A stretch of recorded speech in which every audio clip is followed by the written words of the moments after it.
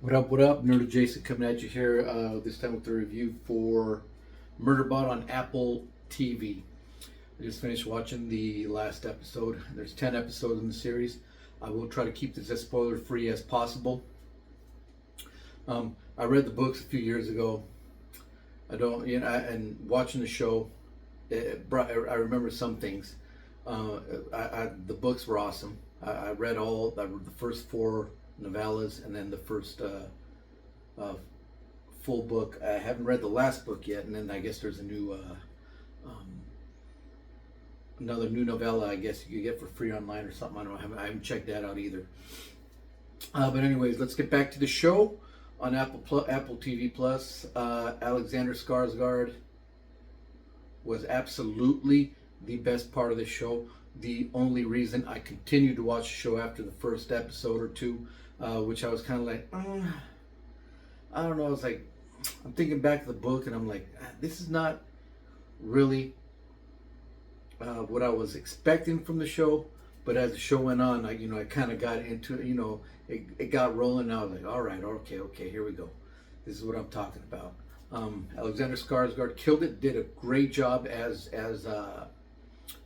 Murderbot, which he calls himself. They changed that a little bit why he calls himself that from the book and the show. Like I said, no spoilers, so that's not that big of a deal anyways. But yeah, that changed a little bit. The endings changed a little bit.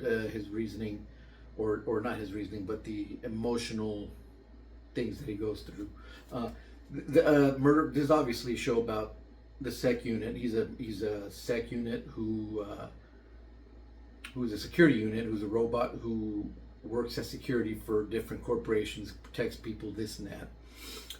That's a setup here. Alexander Skarsgård, Murderbot here, he hacked his governor module, so he kind of thinks on his own now. He's not bound to what people tell him. He can kind of go and do what he wants. The show is actually pretty funny. I laughed out loud a couple times because the show, he narrates a lot of things in his head on the show. But he hacked his governor module, and he likes to watch entertainment. He likes to watch shows, TV shows.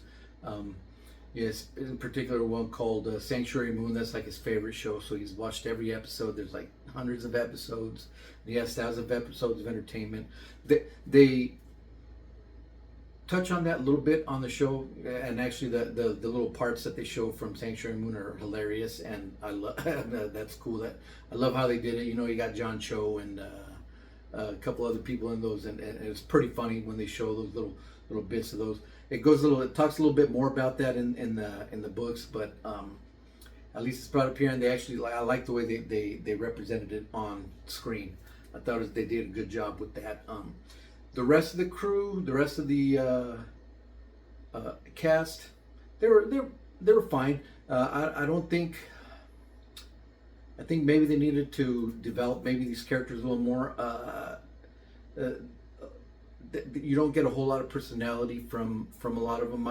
David Desmalchian plays Garathian, Dr. Garathian, who is probably my favorite of the crew that's not Murderbot. He's an augmented human, so he has like a jack. He could jack in and communicate with computers and things like that. So he's an augmented, human. He has computer parts, in him. He's probably the only character that I think got any kind of real, like you kind of could see what kind of a character he is, what kind of person he is. The other characters were all kind of interchangeable. It doesn't matter who said what. But anyways, it was still good. The casting was fine. I had no problem with any of the casting, especially Skarsgård killed it. Awesome job. Desmalchian, I just like David Desmalchian a lot. He does a great job too, and pretty much everything I've seen him in.